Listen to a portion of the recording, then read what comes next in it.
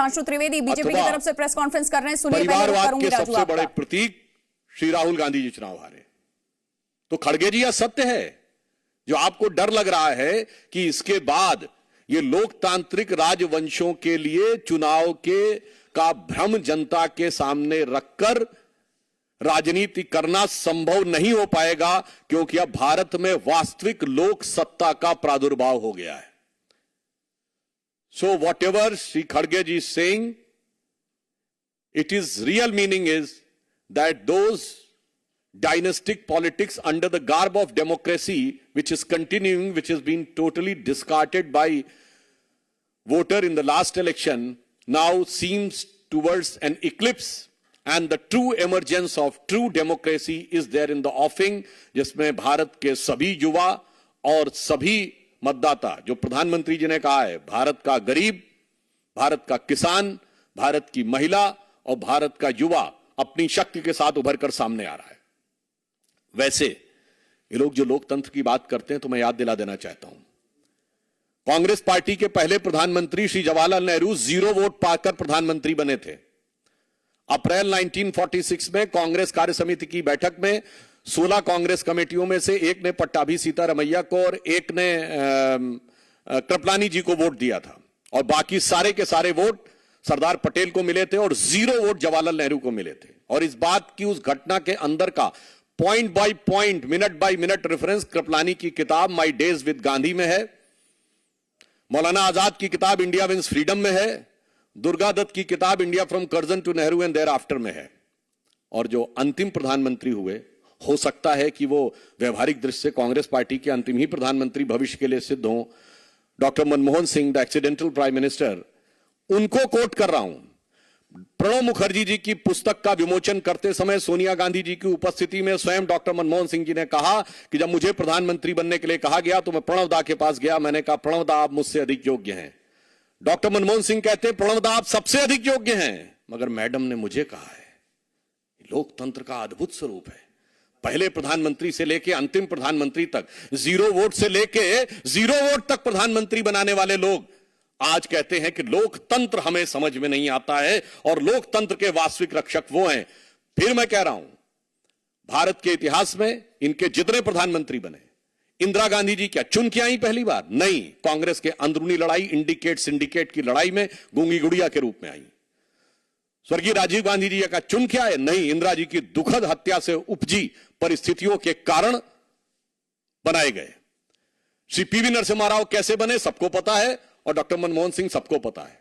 तो भारत के राजनीतिक इतिहास में लोकतांत्रिक ढंग से अगर किसी पार्टी के 2 ही प्रधानमंत्री चुन के आए, जो जनता के सामने हमने रखा यह प्रधानमंत्री होना चाहिए, और जनता ने चुन के कहा यही प्रधानमंत्री होना चाहिए, एक श्री अटल बिहारी वाजपेयी और एक श्री नरेंद्र मोदी।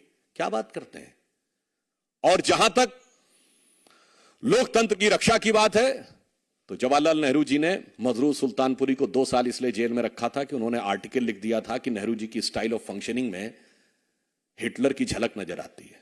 और आज हिटलर की मौत कितने क्या क्या बोला जाए, कब्र खुदेगी, कुत्ते की मौत जैसे शब्द बोलकर जलवाए जलाल से जलवा अफरोज हो रहे हैं और कह रहे हैं लोकतंत्र नहीं है। फिर आप देखिए, और इतना ही नहीं, मौलाना आजाद ने अपनी किताब इंडिया विंस फ्रीडम में लिखा है कि नेहरू जी को किसी दूसरे की तारीफ बर्दाश्त नहीं थी अपने सामने। ये वो 40 पेज हैं जो उन्होंने कहा था कि उनकी मृत्यु के 30 साल बाद प्रकाशित किए जाएं, जो 1988 में प्रकाशित हुए थे।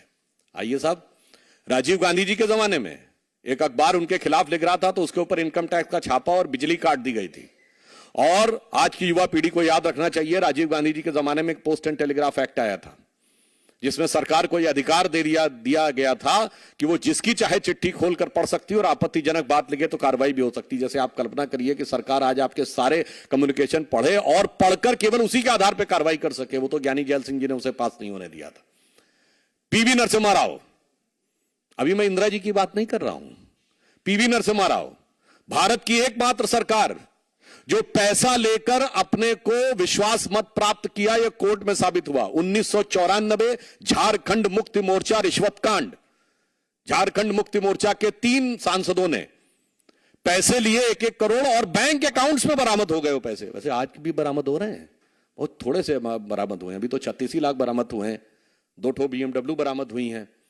पर सोचिए कि इनकी फितरत तो कितनी पुरानी है कांग्रेस साथ गठबंधन। एकमात्र प्रधानमंत्री जो उसके बाद भ्रष्टाचार के आरोपों में अदालत की चौखट पे खड़े हुए, और उसके बाद जब सोनिया गांधी जी की छत्र छाया में मनमोहन सिंह जी की सरकार चली, तब तो हिंदू आतंकवाद जैसे शब्दों का प्रयोग करके बगैर चार्जशीट फ्रेम किए हुए लोगों को बरसों बरस जेल में रखा गया, उनके साथ अमानवीय व्यवहार किया गया, महिला कैदियों के साथ किस किस प्रकार की घटनाएं की गई वो सबको पता है। और इसके उपरांत जो लोकतंत्र की बात करते हैं, अब अगर इंदिरा जी की बात की जाए, जिस समय लोकतंत्र वास्तविकता में खत्म हुआ था, आज की पीढ़ी जो हमारी जनरेशन के भी लोग हैं उनको भी नहीं मेमोरी है, इसलिए भारत की 3/4 जनसंख्या को नहीं पता है।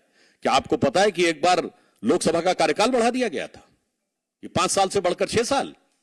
यस, इंदिरा गांधी जी के समय में इमरजेंसी में। आपको पता है कि मूल अधिकार समाप्त कर दिए गए थे। और मैं याद दिलाना चाहता हूं कि लालू प्रसाद यादव जी की बेटी का नाम मीसा है। वो क्यों है? MISA एक एक्ट था, maintenance of internal security act during emergency, जिसमें अगर किसी को जेल में डाल दिया जाए तो वो जमानत के लिए अर्जी नहीं दे सकता था, वो कोर्ट नहीं जा सकता था। एक बार जेल में गए तो अंदर, न वकील, न अपील, न दलील, अंदर। और उन्होंने उस समय संकल्प लिया था कि कांग्रेस को मैं उखाड़ फेंकूंगा, इसलिए अपनी पुत्री का नाम मीसा रख रहा हूं ताकि जब भी पुत्री का नाम पुकारूंगा। तो बीजेपी की तरफ से प्रेस कॉन्फ्रेंस यहां पर किया गया और न सिर्फ बिहार बल्कि झारखंड के मुद्दे को भी उठाया गया। ये भी एक बार फिर दोहरा दिया गया कि आखिरकार 48 घंटे से गायब कहां है और गायब होने की नौबत क्यों आई है हेमंत सोरेन की।